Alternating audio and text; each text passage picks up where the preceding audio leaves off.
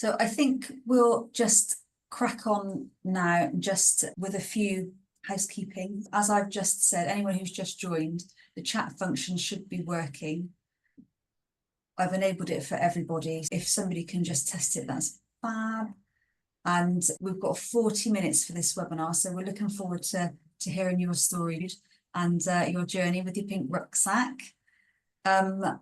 So in the spotlight today, Jude Price with her pink rucksack. And I'll just hand over to you, Jude. Thank you. Thank you. Hi to everybody and thank you for joining. So I'm going to share my screen and hopefully at the end we'll have time to talk about things. And so it's not up there. Sorry, but just practiced this a moment ago and it worked. Hold on 1 minute. We all have a bit of technical. Sorry about this technical issues. That's what we were saying, Jude, isn't it? It always works. I know, it worked just now. I'm testing it perfectly well. Oh, there it is. Okay, I think we're thanks, there. Sue. It's enabled now. Share. Yes. Here we go. Yes. That's it. Sorry about that, guys. Okay, we're up and running.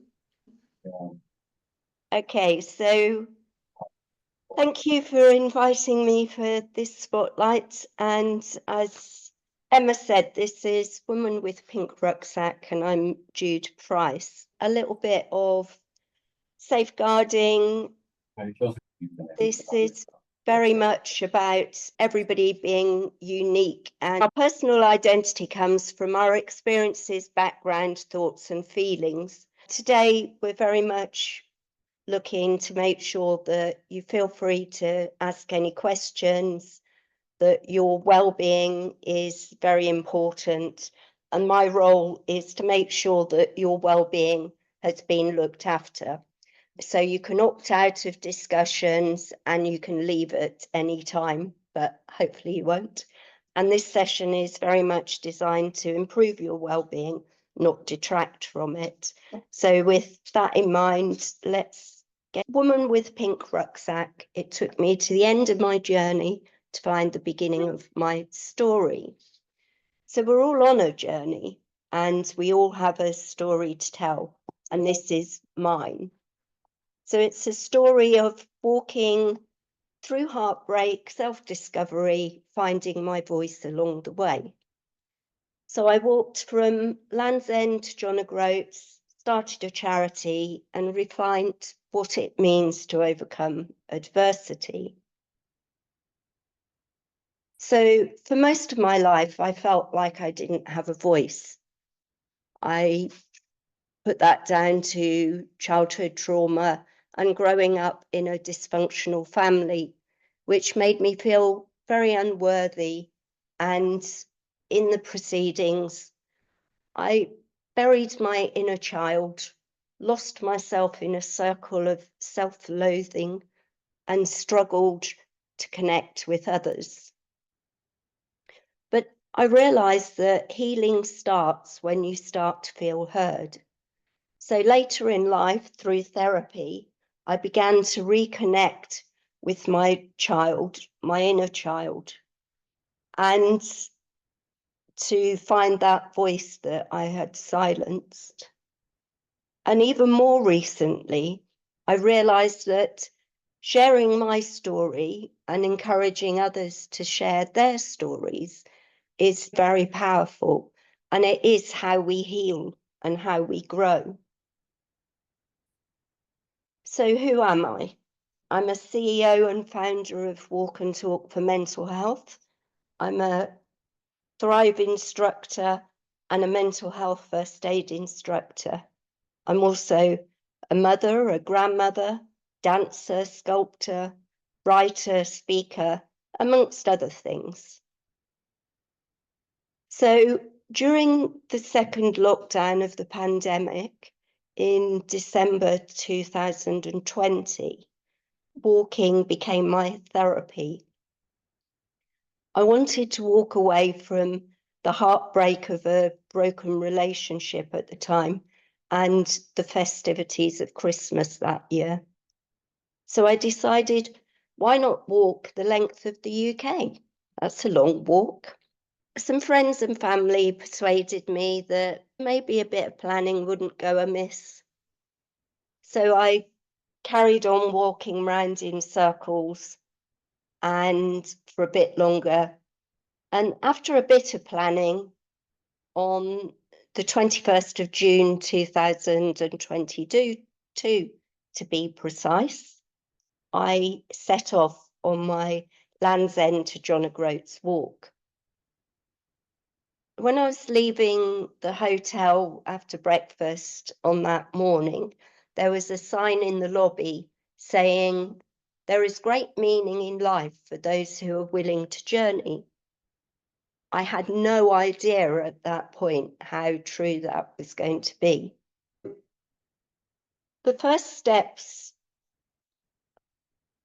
felt quite huge.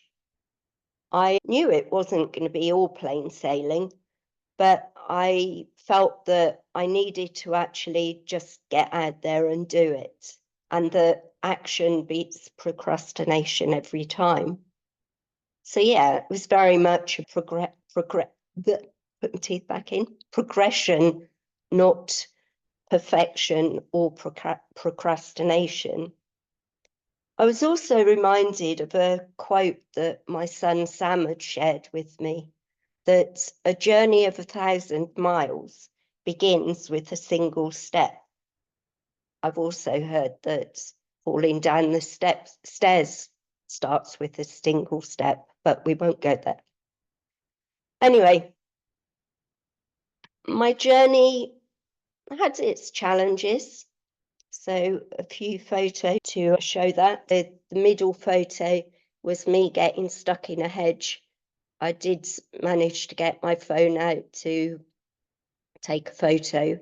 I even managed half a smile, but it was actually very annoying because I got very scratched, and also in the end I had to take my rucksack off, wiggle free, and then retrieve my rucksack. Then the first photo was where I had to, at the beginning, going along the coast of Cornwall, go up some incredibly up and down some incredibly steep steps, which reminded me of reoccurring nightmares I had as a child, and took quite a while to get up and down them without feeling a bit panicky. Anyway, and the third photo is that being dyslexic and dyspraxic, reading a map was quite daunting. I did try it because I felt that it went with the territory, but actually I resorted to using Google Maps on my phone most of the time.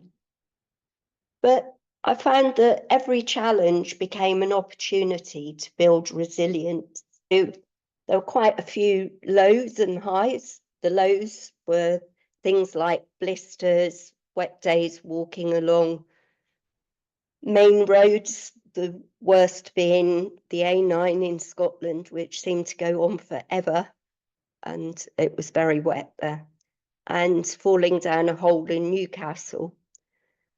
But the highs were incredible.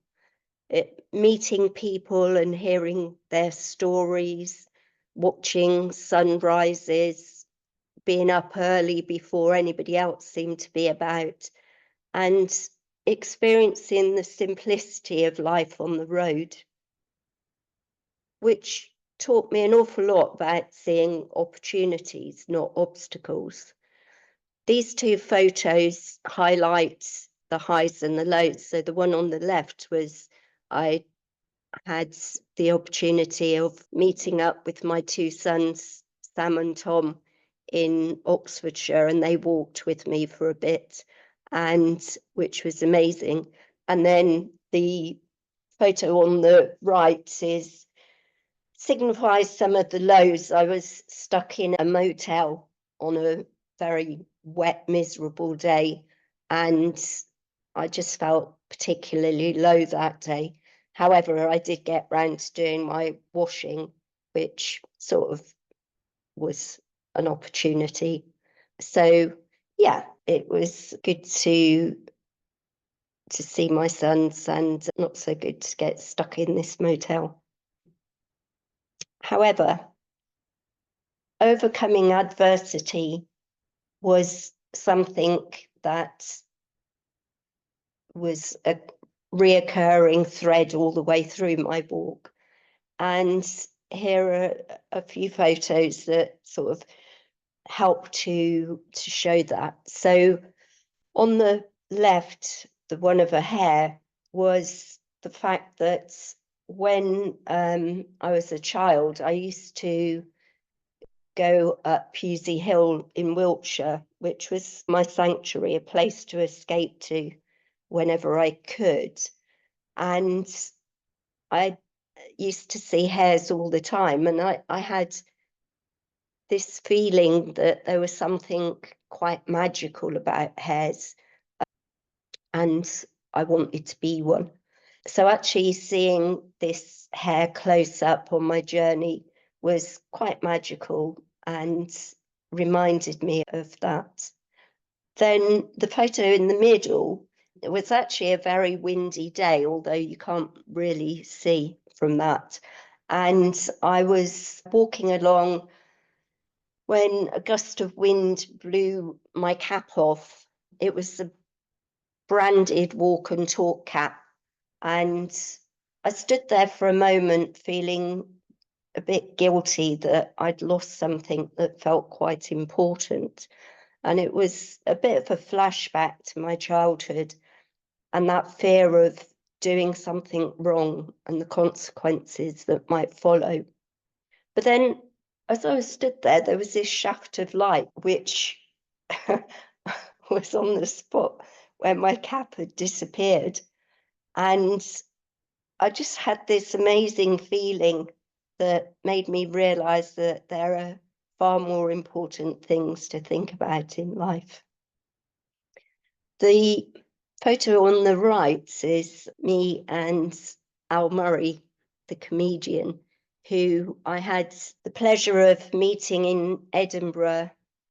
He was doing a gig at the Fringe Festival. And for somebody who had felt invisible for most of their life, it was a really big deal to. So a mutual friend of ours and his road manager had set up this meeting. In the past, Al Murray has done a video endorsement for Walk and Talk, but it was great talking to him about Walk and Talk. He gave us a shout out in the gig, which was incredible. And also the icing on the cake was that he agreed to be an ambassador for Walk and Talk. That was a really momentous thing. So in 2021, I self-diagnosed as dyspraxic. Initially, it was a bit of a shock, mainly that I'd only just found out about being dyspraxic. But it was also quite an amazing thing because it made an awful lot of sense of things that had happened in the past. So as I said, childhood trauma and a dysfunctional family had left me feeling that I was voiceless, which had led to a sort of self-destructive cycle and bad choices in life. But looking back, although it didn't detract from the enormity of some of the things I went through, it did, or it started to explain some of my reactions and the way I dealt with stuff. The two photos I've shared are up in the Highlands, and actually the Highlands echoed the complexity of feelings I had, because there's such a juxtaposition between the enormity of this great wilderness and hills that you feel that could just swallow you up, which on the one hand made me feel very small and humble, but on the other hand made me feel really alive and energized. and also at peace. So I found the environment very healing. I felt that I was starting to change and become a better version of myself. I was tapping into my superpowers. So some moments on the walk were even more life-changing. So walking into Newcastle, I felt an overwhelming and unexpected connection with my late mum, a proud Geordie. And I was able to acknowledge that I'd stopped blaming her for some of the things that had happened in my life and that weren't her fault anyway. And that I was allowing healing to actually take its course.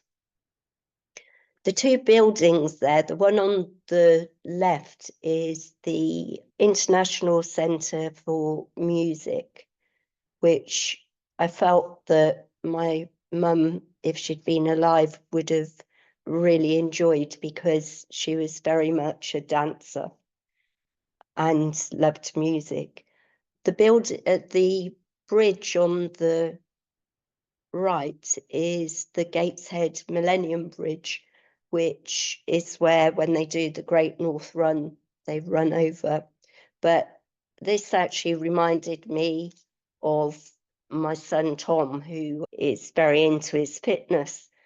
But I also had, in the moment of feeling this sort of family connection, a need to phone my son Tom, much to his surprise, because he's not the most emotional or show his feelings type of person. But I needed to phone him, not only to let him know how proud I was of him, but to thank him for having the courage to stand up to me many years ago when I was close to becoming an alcoholic. And yeah, it was something that I felt I had to do at that point. And then moving on, and this is actually up in the north of Scotland, in Caithness, I was to discover my grandmother's heritage with the Gun Clan, which gave me such a profound sense of belonging and made me realise that I'd found a heritage that I could pass on to my children. The east coast of Scotland just absolutely blew me away. It was rugged, it was wild, virtually uninhabited by humans. I saw lots of birds and seals, which was amazing. But it became a bit of a sanctuary for me. It felt like nature was enveloping me, allowing me to reflect and process and heal in ways that I'd never realised were possible. I think the pinnacle of that bit of the journey was here. And I stood in front of this scene for about half an hour, just soaking up the beautiful energy. It was really mesmerizing, breathtaking. The big skies and powerful force of nature was just a life-affirming moment. And I was able to reflect on the fact that the journey wasn't just about walking. It was about overcoming adversity. It was about reconnecting with my inner child and finding my voice. And it made me realize that we're all part of something bigger, our families, our communities, and our stories. No matter where we start in life, you can change the narrative, and that even the smallest step in the right direction can transform your life. So my step in the right direction was definitely setting up Walk and Talk for mental health. In between wanting to escape in 2020 and actually walking Land's End to John O'Groats in 2022, we set up Walk and Talk. So initially it was from ideas I had about sharing stories with other people, and then people talking to me about their experiences. But meanwhile, a friend of mine, Kate, who is now also project manager for Walk and Talk, came on walks with me, and we discussed how we could put together something that we could use those thoughts to actually build something that we could share. So Walk and Talk is all about creating safe spaces for people to talk about their mental health, no matter how uncomfortable that might feel. And it's about breaking through the silences and finding connections. We want people to join us on our journey, share their stories, and listen to others. And together we will make a difference. I arrived in John O'Groats on the 23rd of September 2022. The journey had helped me to let go of self-doubt and discover a newfound energy and self-belief. And as I said, we're all on a journey and we all have a story to tell. So what's your story? Will you share it, own it, inspire others by it? In a minute, I want to open this up so that if people have questions or there's anything else to talk about, we can. But yeah, I'm really pleased to be part of the Thrive family and communicate and collaborate with yourself and others. But I can also say that now I appreciate who I am, and that I hope that through what we do with Walk and Talk, and I do myself, other people, and yourselves included, help appreciate who you are.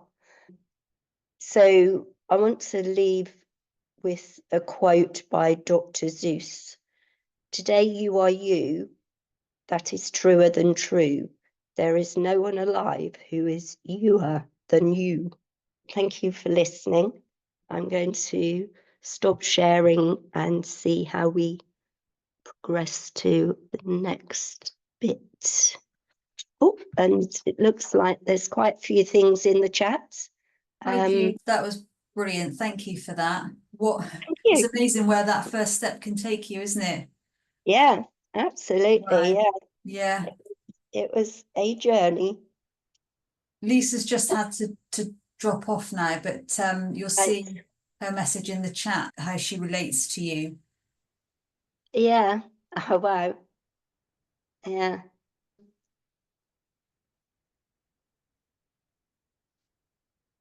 Oh, And Roy's mentioned we got it's the time bridge, not the Millennium Bridge.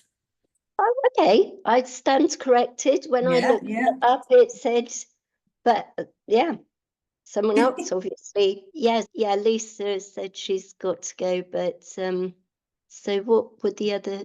I thought I saw more messages. Has anybody else got any? You can put your hand up in the React section and I can unmute you, or I can just I'll just. Ah, that's better. I can see people. Yeah, everyone can. Steph, hi Steph. Chat if they would like to. Any questions for Jude? Hi Sue. Hi David. Hi Fiona. Hello. Yeah. Hi David. Hello. Yeah, I put a little comment on there myself because I'm of a certain age now, and 11 years ago I was diagnosed with bipolar disorder and OCD, which I knew was coming. Okay. And I'm also a mental health first aid instructor through MHFA UK. I was wondering whether you found that course being qualified yourself whether you found that really useful when listening to other people and talking about your own story. Oh, absolutely, without a doubt. In fact, maybe I should have added that into the talk. I kept adding bits, taking them out because of trying to keep the length. But both doing the mental health first aid course and the neurodiversity in the workplace course were just so incredible in making me realise that, or affirming some things, but also making me realise just how much we all have to offer and how important we all are in our own right, because it's very easy to self-stigmatise, and in fact I think that's sometimes worse than other people's stigma, is that we put ourselves in boxes and write ourselves off about things, but actually it's important that we know that we've got loads to offer. Yeah. Thank you. Pleasure. Any other thoughts? Just on that point, actually, I had a conversation earlier this week, and I have quite a lot of self-doubt, and I just naturally and always have just put myself down a lot, and I don't mean it as in, often it's like in a jokey way, but the person I was talking to said, you need to realise how that affects the person you're speaking to, because it's also hard to hear. Yeah. Which really made me stop and think. And also it even though you don't necessarily realise it at the time, it does stop you from doing things you really want to do sometimes, because one of the things that I hope to do more of is actually speaking and talking to people, which for years and years I didn't entertain the thought, because I always told myself nobody wanted to listen to me and had nothing interesting to say, so therefore don't even bother. And so there was an interim period where actually I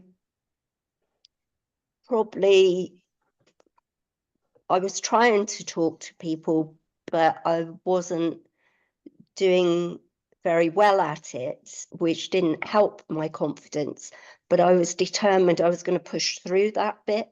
So I'm hoping that gradually I'm getting better at it, but sometimes it does take a lot to actually just keep pushing, but it's worth it. So Delivered an amazing webinar today. It's all working. Yeah, no, that's good.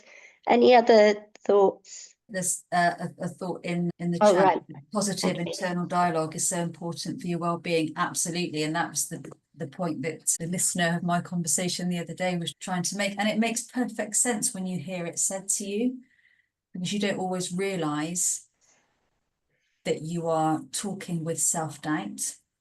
Yeah, absolutely. And yeah, thank you, Sue. Yeah, retiring at the end of March, age 61. Can't wait to see what's in store for me. Yeah, and I hope lots of lovely things in store for you. Happy retirement. Mm. If there's nothing else, I'll just add that this has been recorded, this webinar. It will be available in the Resources Hub, probably not before the end of this week, but yeah, latest Monday afternoon, but it will be there. And thank you so much, Jude. It was brilliant today. And thanks everyone for tuning in, and to all the people watching it on record. And if anybody has any questions from the recording, feel free to email in. Thank you, everybody. And see you all in 2 months' time for the next Spotlight. Thank you. Bye-bye. Bye.